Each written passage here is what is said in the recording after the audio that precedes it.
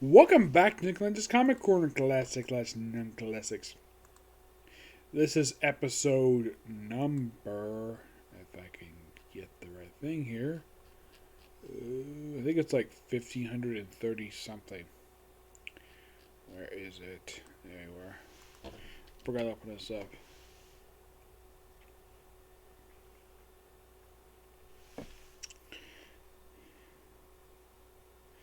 This is 1538 and Doubleshot number 30. Yeah, 38. Doubleshot number 30. 14 or 32. I have two more trades. One is a crossover. The other is the first trade of a first of 5 trades for an ongoing series.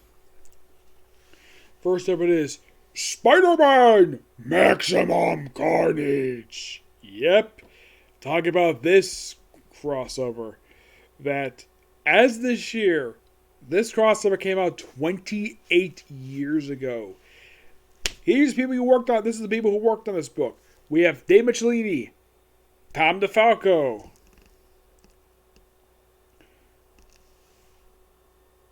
Jane DeMatteis, and Terry Kiven.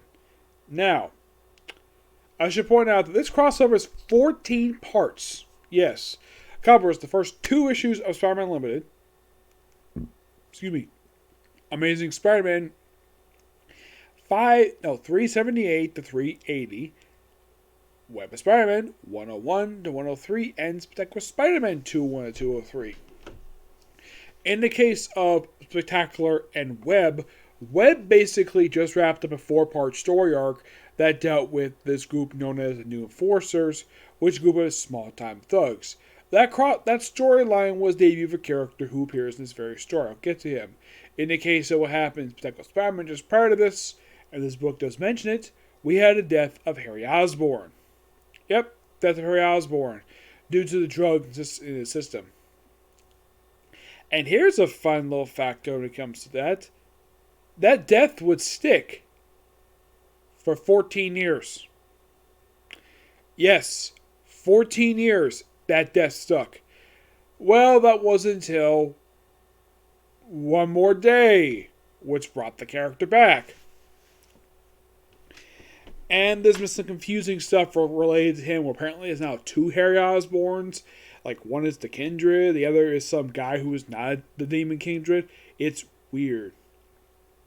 Now, basically, parts 1 and 14, the opening and last part of the story, are done by Tom DeFalco. Basically, issues 1 and 2 of Spider-Man Unlimited.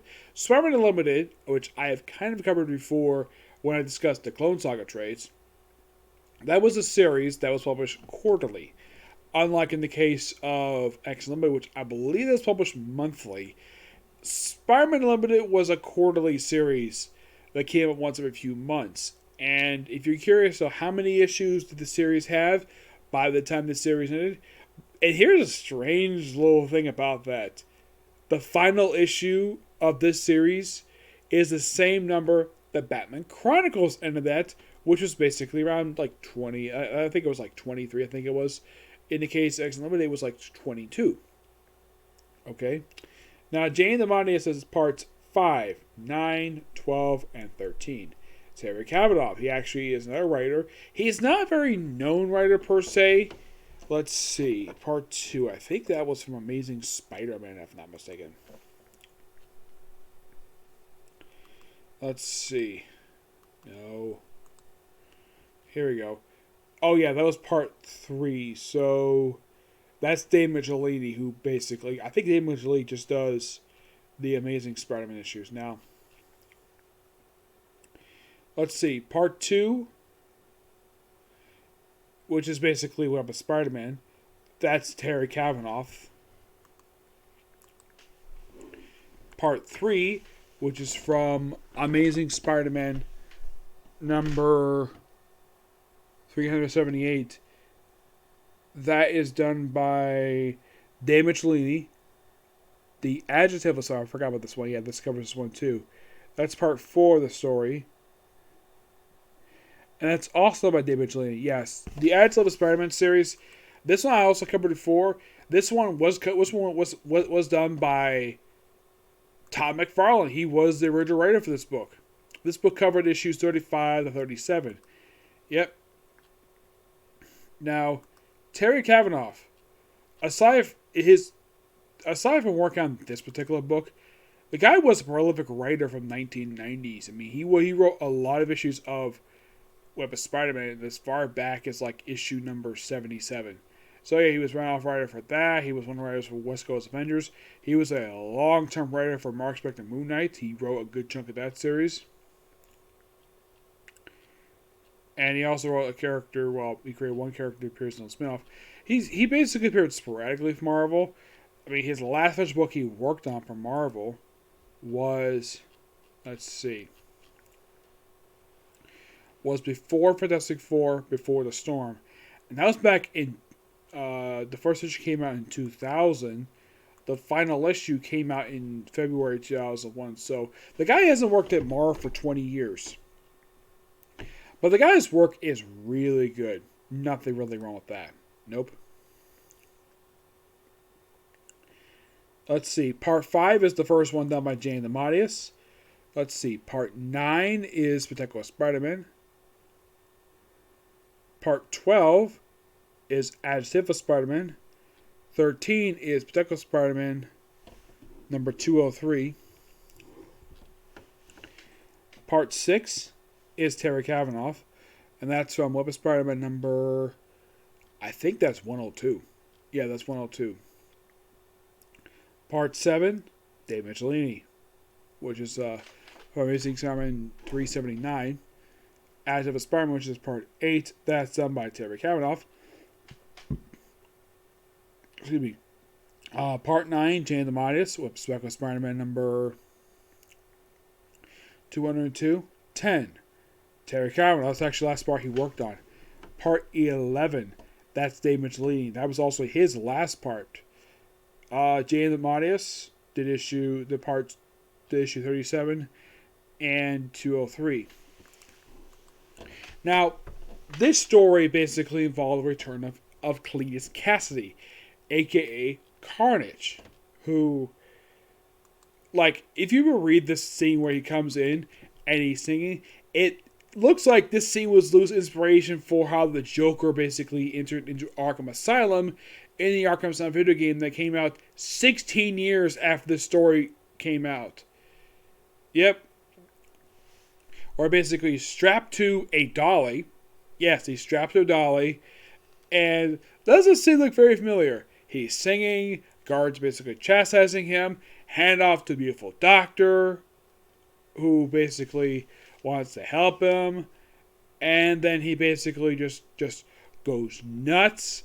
Transforms into Carnage thanks to the leashes and blood. Yeah, that's the weird thing about the Carnage symbiote that's never fully been explored. Apparently, basically, it's bonded to Cletus Cassidy, not just his body, but also his blood. So basically, anytime the guy bleeds, he turns into Carnage. Breaks free of his restraints, and basically goes nuts. And he's like, who's behind door number 1? He rips the door off, and it's Shriek, making her comic book debut. Yes, Shriek. Her real name is Frances Barton. I believe that's her real name. And look, this is how the scene opens up. Like, oh my gosh. Like, reading this again and remembering how the Arkham Asylum video game opened. Very similar. Yeah, very similar scene. Going nuts. Beautiful doctor. And then, of course, before we cut to what happens next, we didn't have a funeral for Harry Osborn. Black Cat's here along with Mary Jane Watson. You have Cletus Cassidy tearing up the place. Now he's by himself, not with army goons. And here is Shriek. Basically, here's his line. Real winner from the looks behind that reinforced door. Oh, well, the faint heart basically won't look anything dull and boring. Hey, why don't you stop making those people give with screams of pain and torture? I was really getting into the high-pointed tones, man. I'm a big fan of your... Oh, mama. Something tells me you're my kind of girl. Kill here often? The name's Shriek. Ooh, those tentacles are simply wild. Simply began a beautiful friendship. Quote from what was that? Casablanca. kept me free, and I can't wait to join you in your slaughter circuit. Why should I share my action? You have nothing to lose, and so much to gain. Besides, haven't you heard two can kill as cheaply as one? Yep. There's Shriek for you. Her debut in a straitjacket because she's insane. Isn't that weird, though? The only player in this crossover who's on Carnage's side made a debut in this story. Everybody else who basically debuted afterwards. And if you want to look at Shriek's costume, well, let's see. What's a good picture of it? Like, here's Shriek in her costume, just fly along with Cletus Cassidy. Yep. Or basically, he's the head of the family. And then, basically, they hop down, and then Spider-Doppanger shows up. Yes, there is sort of an explanation of this damn thing. Okay, in Infinity War, we had these duplicates of the actual, like, regular Marvel Universe characters, except these things are evil. Apparently, Spider-Doppanger stuck around this, but all the rest died. Yeah, it was kind of weird. If you're curious who created this damn thing, it was Jim Starlin. Yeah, he created this Doppelganger Spider-Man, who pretty much becomes Shriek's pet. Yep. And of course, Peter's like, oh, let's go do some swinging, get some mind cooling. Like, Spider has thing up, like, and she's one like, who the heck is this babe? And then Spider-Doppanger basically jumps right at him. He dodges him, bows him, tries to put a spider trace on him, and just bows him for quite a while. Mary Jane's like, what the heck is going on? Shriek basically is doing Shriek stuff. Like, she's telling him to knock it off, keep fighting him. Jameson basically is informed that Cletus Cassidy is... He's like, basically, it was no thing. Need proof. Mr. Jameson, I've been searching million for you. Huh. I really wish you learned to handle these petty murders, Mr. Cushing. That's not why I pay you a glorious salary. Didn't the police know that Cletus Cassidy once took you hostage, so they phoned... Will they tell you appropriately on loose again? And he's like, Cassidy free. Excuse me, I just remember having a press engagement in Paris. And he opens the door of his office, and here's Carnage! Wow, what a hilarious way to end the first part. And that was just the first issue. Like, that is hilarious. The fact that Carnage shows up in his office. Like, what is it? Yeah, it's a anybody can probably tell it's a minor gag for a long time that every person comes to Jameson's office, not just his employees, but also noteworthy Spider-Man villains. Green Goblin's been there. Vulture has torn with the place. Elektra pretty much demolished the whole freaking building in Gauntlet. Of course, Spider-Man's wondering, like wounded. And then Cloak and Dagger show up. Yes, Cloak and Dagger's in this story. Now, it kind of makes sense, though, given the fact they made a debut in the pages of Protect Spider-Man, so it kind of makes sense. As a matter of fact, they actually made a debut like a little over a decade prior to this story. And you're probably curious, so, who created Cloak and Dagger? Bill Mantlo. Yep, he did. And of course, Shriek is trying to calm down. And you got Cassidy tear apart the bugle sign.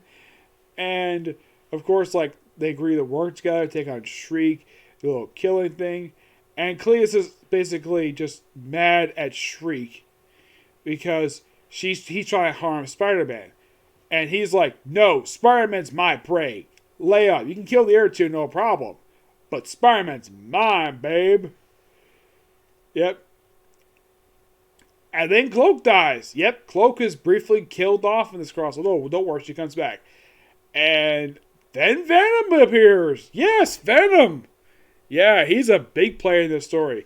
Now, this is actually set after his critically acclaimed Venom Lethal Predator miniseries, which is loose inspiration for the Venom movie that came out 3 years ago. And supposedly the sequel was supposed to come out this year. It's been rumored delayed because of the pandemic.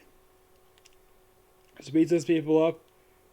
And then here's, oh crap, Cassie's escaped. Time to go back town. Time to go back to New York. He sees on TV, he's like, New York needs him. And of course, and I thought this was really weird. It's like, apparently the editor apparently didn't know what, this is one of two times, or apparently the editor for this crossover was asleep at the wheel, or apparently that Venom was surprised to hear, oh, we need to go back to New York. And then we see, like, oh crap, like, Carnage escaped. You just saw him on TV, just the last issue. Yeah, it's one of two times, basically, in the story where apparently the artist apparently didn't get the memo from the previous issue's artist. So, Cloak is moping over the death of Dagger. It's been implied for years that Cloak and Dagger are a thing for each other, but never went anywhere. Like, it came close, like in the mid-2000s, but that was it. Oh yeah, by the way, Cletus Cassidy basically has his face covered with the first portion of this crossover. And this I thought was really weird. Like, okay, we had this picture of this random woman on the wall. Like, is this supposed to be Nightshade? Like, I think this is supposed to be Nightshade in the mirror. Like, in this picture. Like, this looks like Nightshade from DC. I'm not really sure what's the purpose of this character being here. Aside from the fact Steve Ditko created Nightshade, there's no reason for Nightshade to be in this story. Not really, no, of course, MJ is smoking. And you're thinking, why the heck is MJ smoking? This was a thing that she did for several years before Simon got to quit it after basically threw the ashtray on the floor. And now Cletus basically takes off the face of the Carnage face. He now takes it off after like 4 parts of basically covered. And you have just Shriek being so seductive with Cassidy. Then he puts his mask back on. Okay. Yeah. And here's the weird thing though. Like, the weird thing about Shriek and Cassidy, despite the fact these two clearly have a thing for each other, these two have never showed in bed together. And I'm thinking, if I'm Cassidy, I'm like, if I'm crazy, I have a beautiful woman near me, I'm like, I'm hitting that basically as soon as possible. And he doesn't do it for some reason. Nope, apparently Marvel writers just don't want to show Cassidy in bed with Shriek. Well, that can't happen now. They're both dead. They got killed off in the Absolute Carnage crossover 2 years ago. So you have more killing going on. Yeah, then it comes like a massive killing spree. And then Demogoblin shows up. Yes. The story behind this character. He thinks he's actually Jason Macendale. And you're probably thinking, Nick, who the heck is Jason Macendale? He is, in fact, the second official person who I consider to be the second official Hobgoblin. Despite the fact that in many different passes over the years, Jason Macendale kind of was the one who ordered the death of Ned Leeds. He was part of the story. And Jason Macendale, prior to that, was the Jack-o'-lantern. And he took a name Hobgoblin, just to do something different. And he was Hobgoblin for several years until the Hobgoblin's Live miniseries, where he got killed off by the actual Hobgoblin, Roderick Kingsley, in the opening issue. And this is a period of time people thought it was him as thought Ned Leeds was Hobgoblin, and they suspect this other guy who was one time the Rose, and then figured, oh yeah, it was actually Cletus Cassidy who was in fact the Hobgoblin all along. Yep. And Demogoblin decides to join the fray. He's not the only person. Actually, there's one more person who joins the fray later on. And then we have a fight between Venom and Carnage. Now, here's another time, basically, the artist apparently didn't read the last issue. Because, look, here's Mary Jane in her underwear, in a bathrobe. And Spider-Man wearing black pants, bandages. And this is how they end part 3. And in the very next issue, like after Cassidy basically wrecks us in place, we open the very next issue with MJ and Peter wearing completely different attires. Peter is switched out from his black pants he's wearing for blue jeans, and MJ is wearing a dress. And of course, Eddie Brock is in a different position. Like at the end of the last issue, he was facing up. Here he's facing down. Now, this is another point, basically, where you read the story like, wait, didn't the last issue these two wearing completely different attires? And then the apartment look a little different in the last issue? Yeah, apparently whoever the editor was for this story apparently was asleep at the wheel. It's got good writing with it, but there's no real explanation of why the heck. Like, in between issues, we have Spider-Man and we have MJ and Peter switching costumes, like switching outfits. Also, Peter, they changed his bandages too, because in the last issue, he had bandages basically up like his shoulder. Here, just wrapped around his ribs. Oh yeah, and this is another thing that the MCU could do. Basically, make clothing. Like, okay. And then we have Felicia Hardy basically gets up, puts on a robe, and agrees to work with Spider-Man to take down, Venom. Now, also for some reason, we have Black Cat wearing this attire. Yeah, no explanation for why the heck she wears this outfit for. Like, why it's so more revealing than usual. Yeah, don't worry, but next decade she goes back to the classic attire. Yep, and with Demogoblin joining the crew, there's actually just one person who join the crew later on. Yeah, Spider-Man teaming up with Cloak and Venom to take on Cassidy. And fight goes for a while. And there's some wreckage going on. Where by the way, they do bring up the story when Venom meets up with Black Cat. It's like, she does remember lastly meeting him basically back, I think it was like issue 314 of Amazing Spider-Man, which actually figures part of the story. And of course, Spider-Man gets chastised for, protecting Black Cat and for not killing Cletus Cassidy. They split off, and of course, Cassidy is whatever, beats up Demogoblin. Meets with MJ. I'm really not a big fan of the Sal Bushnell work. And we also see, apparently, Cletus Cassidy's caused a riot in New York City. Yes, a frickin' riot. Yep. We're going crazy. And then we have Charon show up. And here's another character who apparently I need to explain. Charon. He's a guy who carries a virus in his body. No, it's not the COVID-19 virus. This was years prior to that stupid thing coming up. Yes. This actually is a second Charon. The original one was a clone of Miles Warren. And he was only around for a handful of issues back in the 70s, back in the pages of Deck Spider-Man, after his apparent death, after the original Clone Saga story. Yeah, the original was a clone of Miles Warren. And he had this thing wherever he touched people, he would try to kill them. And this Charon is Malcolm, I think it's Malcolm Jones III. Yeah, this is who this version is. He only exists just in the story, and I think he doesn't appear after. He eventually doesn't get cured of this, and he's never seen again. And he is the last person who joins Carnage's group. And we have one issue, we have issue, I think this is issue number 5, end with Spider-Man going freaking nuts because, Manhattan's in a riot. And this lasts for the next several issues. And then we have Michael Morbius showing up. Yep. Okay, Michael Morbius. Some people do know who this character is, thanks to his appearance on the animated series. Yep. Though, they did change basically what we kind of did in the show. In the comics, the guy was pretty much a scientific vampire.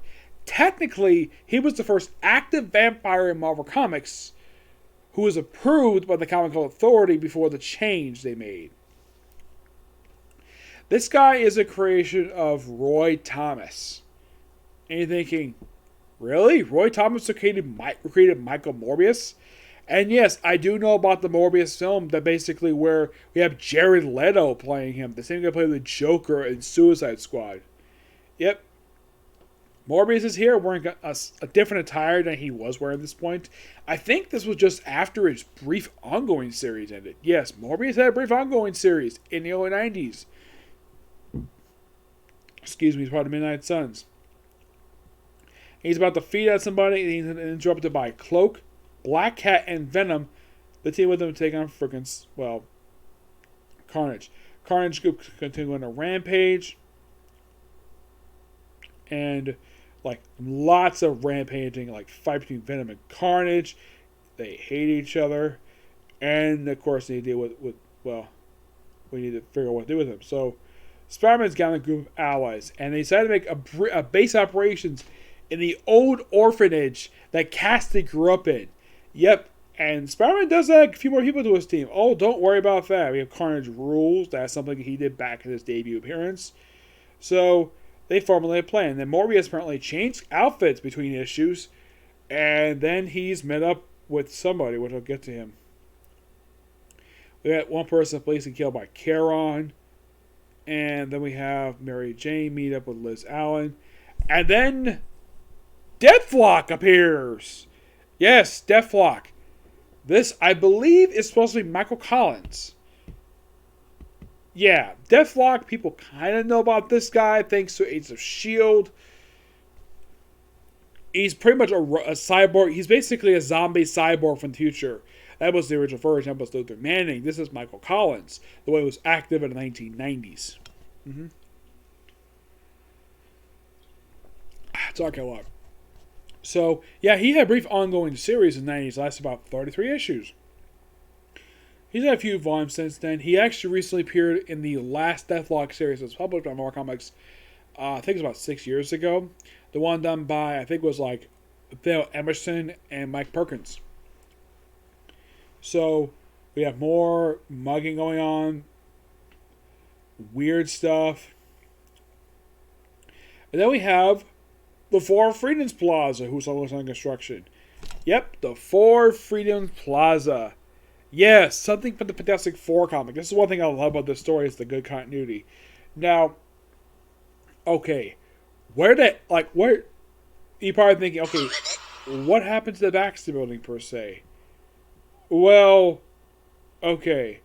Now, what happened to the Baxter Building was, in the previous decade, in the 80s, when John Byrne started his run Fantastic Four, we had the second Doctor Doom, Christoph Ballard, basically shoot the Baxter Building off into space with the Fantastic Four in it, and he blew the damn thing up. Yep, all the people who actually survived. The Four Freedoms Plaza is basically a gigantic skyscraper that's actually taller than the actual original Baxter Building. Yes, this was based on operations for the Fantastic Four for almost a decade, until the events of Onslaught, where they disappeared, and then the place became the headquarters of the Thunderbolts about a year, and then after the heroes came back, the Thunderbolts blew up the building. Yes, no idea why. You could just get back to headquarters. Nope. And then we have the Fantastic Four headquarters out of a warehouse on the docks, and eventually got a new Baxter Building, which is slightly taller than the original. The building itself is named after an old professor of Reed Richards, and here it's under construction. Where are the Fantastic Four at this point? Probably off in space. What Fantastic Four are up to? Of course, they're there to steal a Sonic gun. And we have intruder alerts. This actually would play something later on. And then apparently Cloak recruits an ally. Which ally, you might ask? Firestar! Yes, and that's not her. And you're probably thinking, Nick, what is up with her outfit? It's the 90s. She was part of New Warriors at this point. So, that's the reason why she dressed this way.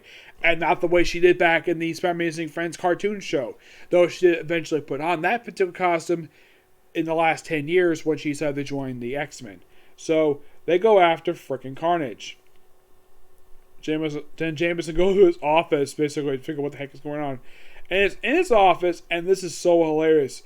We have Venom basically hanging up the wall.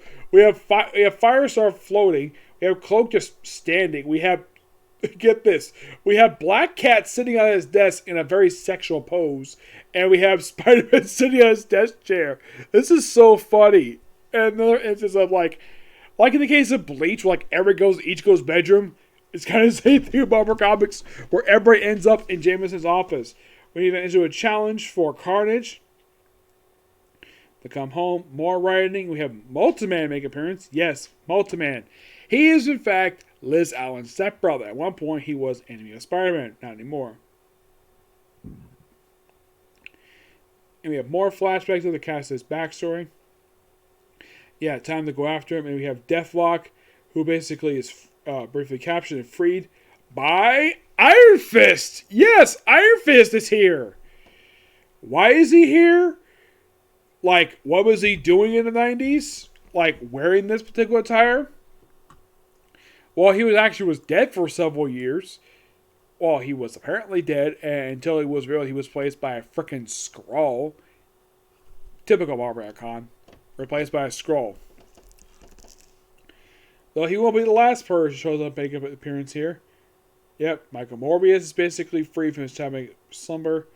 And Mots are fighting. Cassie's basically nearly killed. And no killing. And goes back. Runaway. And of course we have lots of brawling. Really good brawling here on the part of the artists. We have people want more rioting too. Who basically Black Cat. And people were basically possessed by, of course, well, Cassie to basically start attacking you. Black Cat gets in here with a freaking trash can lid. Yes. Morbius sees this and basically attacks people. And of course, well. And then we have Firestar basically just hitting Cassie, which is that is a rare occurrence. Cleus Cassie getting hit by a non-Spider-Man character. Yep. And of course, Shriek blasts Venom. And he's taken hostage by, of course, Cassidy. And at the end of this issue, Captain America shows up. Yep. Now, there is an explanation for why he's here. You see, at the same time this story was going on, like, apparently the Avengers were off in space. You might be thinking, off in space? What? What do you mean, off in space, you might ask? Yeah. I think it was, if I'm not mistaken, Operation Galactic Storm was going at this point. I believe so.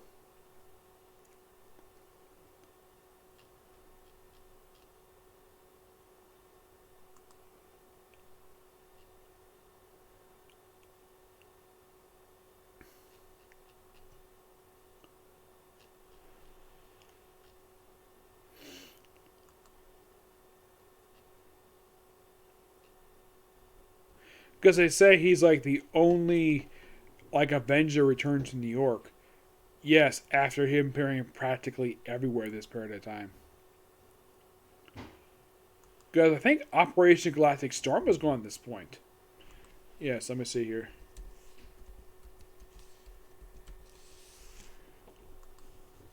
I believe it was it? I would have thought it was.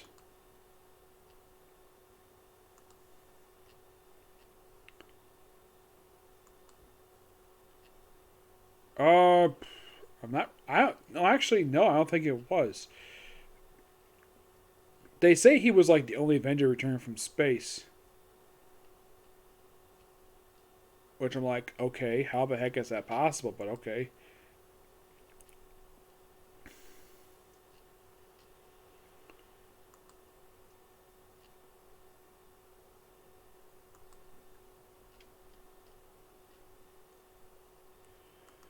Yeah, I'm not really sure exactly, that's what they explained. Apparently he was the only Avenger returns to New York. I assume it was Operation Galactic Storm, but I don't think that was the case. What could have been going on in Avengers at this point? The answer, I don't really know.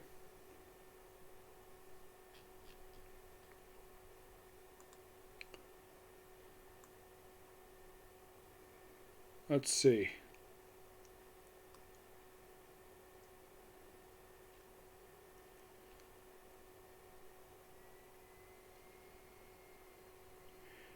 Well, this technically was before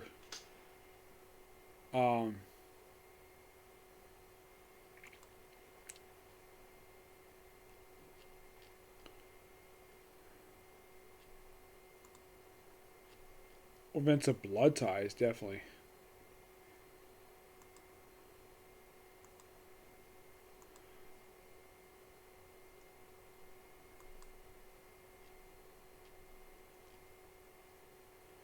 Yeah, it was something else going to Avengers at that point. I'm not sure what it was.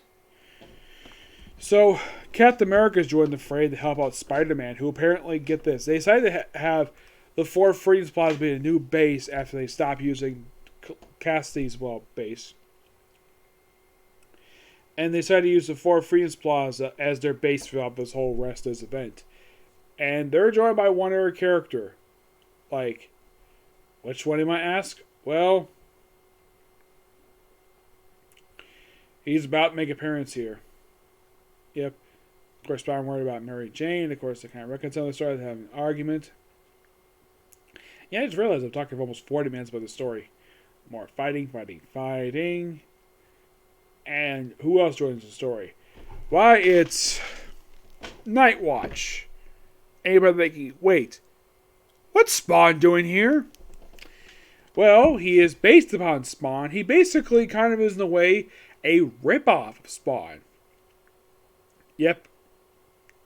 This is a character who apparently, like, appeared sporadically in the early, first half of the 90s, from what I've read. And then he got killed off, and supposedly in the story on The Great Game. Excuse me. And he was dead for a certain period of time until he showed up in She-Hulk by Charles Shaw, where they established a retcon. Apparently was a villain named Night Eater. I'll eventually get to that when we discuss She-Hulk. Yep. And then we have Captain America flying in a flying saucer. Yeah, that was a vehicle they used back in the 90s, where they fly around this damn thing. More fighting. Yep. Lots of brawling, per se. This story is just really good writing here. Yep. And eventually, is restored after a few issues being held captive. Now, is there any more characters joining this story? Well, not until the final issue. And then at the end of part 12, Dagger gets resurrected after being dead for a very brief period of time. Yep. And then we have, Spider-Man's allies seeing, oh yeah, Dagger's back, and Shriek's like, I killed her! She's like, really? And she just basically comes back. Of course, we have Sal Buscema's artwork, which I'm not really a big fan of. And then, of course, Shriek gets, knocked out, per se. She does appear after this, don't worry. And, of course, they mostly, in a way, part 13 does wrap up most of the story anyways. Everybody's captured. I think, Doppelganger, Spider-Doppanger, and Demogoblin get killed in the story. Karen is later cured.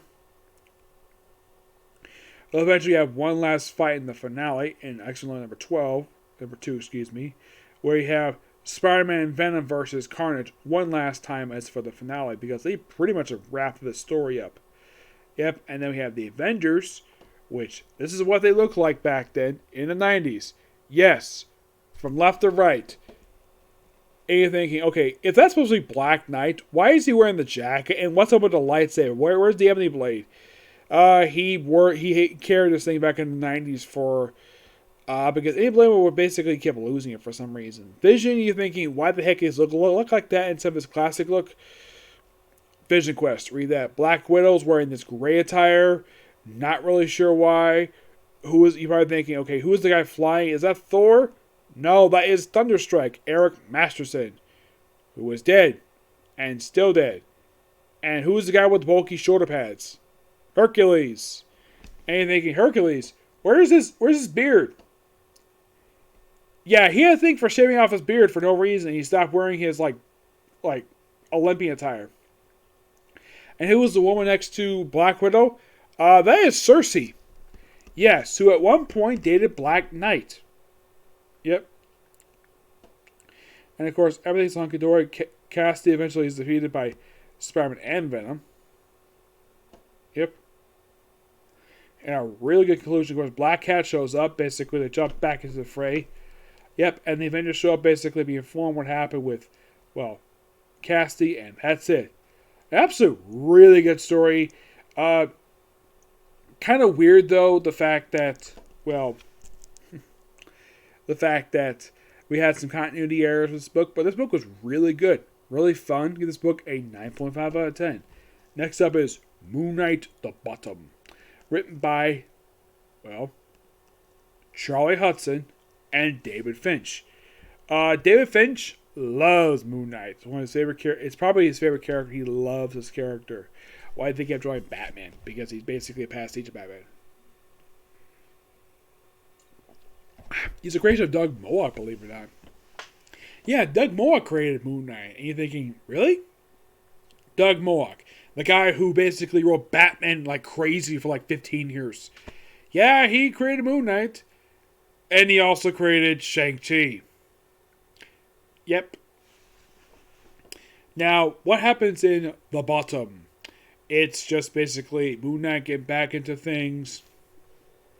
Or he started back to be a hero again after being gone for a while. He also has a confrontation with his old arch nemesis, Raoul Bushman. And then he does something absolutely disgusting. I'm not sure why the heck that Charlie Hudson did this. That was a good idea. Where he had, apparently Cthulhu wanted him to use one of his moon blades to remove Raoul Bushman's face. And then he took the face and plastered it on the Cthulhu statue. No idea why. Also, Moon Knight basically is no longer calling himself Jake Lackey anymore. Yeah, he doesn't want to be called that anymore. He apparently has lost the alias for some reason. And he's basically got to read out with Marlena, who... And this is what was really cool about this story. Yeah, basically, David Finch draws him like he's freaking Batman. Yep. Yeah, we have frequent like moments of basically where like every night him and Marlene apparently had sex like every night constantly, as a constant basis. After Moon Knight gets back in the swing of things, like half of the story, he goes back to his old mansion. Yes, his mansion from his original 70s series. Actually, it was like 80s. Let's see if we can find the page here. Where you go to his moon cave. Yes, an actual moon cave.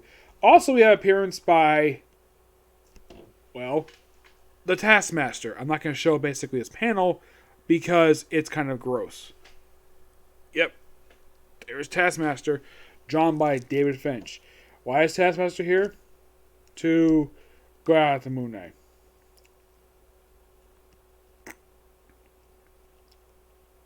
Oh yeah, and also Raoul Bushman is constantly tormenting, well,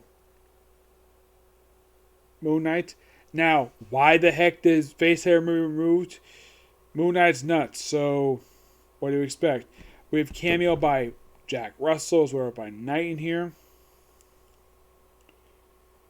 And then we show him apparently that Raoul Bushman got his face back somehow. And he thinks he's Cthulhu, but not really. Yep, and then like by issue 5, he finally gets back out of his old funk he's been in for quite a while. After the fight with Taskmaster, and then he's taken back to his old mansion, where apparently he's been abandoned for some time. And then we go to the Moon Cave. Yep, the Moon Cave, which apparently David Finch draws like it's a freaking bat cave. And then apparently he's bandaged up. And then we see him pass some weapons. And then we see the Hall of Suits. And this, I think, is, well, another take on both Batman. And I think that David Finch also took this from Iron Man. Yes. He's one of, like, 3 characters I can think of who's actually had a line of suits like this, like, up on display. The only 2 I could think of who actually also had this, besides Iron Man, there's one person who had this, and that was Wonder Man. Yeah, Wonder Man had this too, except he only had 2 freaking costumes. And he puts on his current costume, and we see fires up his moon plane. Yes, his moon plane, where we actually have, get this, the I think it's like a lake right next to his own house. It opens up, and there's the moon plane. Yep. Which here is piloted by, well, Moon Knight himself. Frenchie doesn't pilot it. A lot of the time, Frenchie is the one who pilots the damn thing, but nope, Moon Knight himself. Yeah. Don't think of, like, opening this up like this. I think this is also taken from Batman. Well, yeah, this is another, like, yeah, basically you see this artwork with this issue here. It's, like, basically, like, constant thing of basically, like, oh, let's just rip off Batman with this thing. So we have rematch between Moon Knight and Raoul Bushman. Oh yeah, there's also the profile appears in this series. Yeah, start of him, and then eventually, like, everything is kind of got back to the way it should be. Crawley appears here too, and, well, we kind of wrap the story up, basically, with him getting back into things, and that's it. Yeah, basically, it's him with a comeback. That's the main purpose of the story. Yep. But yeah, this is actually a pretty interesting story for what it is. It's a good start for this particular run. But I'm only reviewing for this batch of Apollo stuff, basically the first of 3. Like, there's going to be like 3 books I'm going to review. Next Comic Corner is not going to be discussing book 2. It's going to be discussing a new Guardian Straight and the first of Red Lanterns. Yep. Now, I would basically discuss more anime, but it's going to have late, so I'll discuss it tomorrow, okay? Next video. Bye.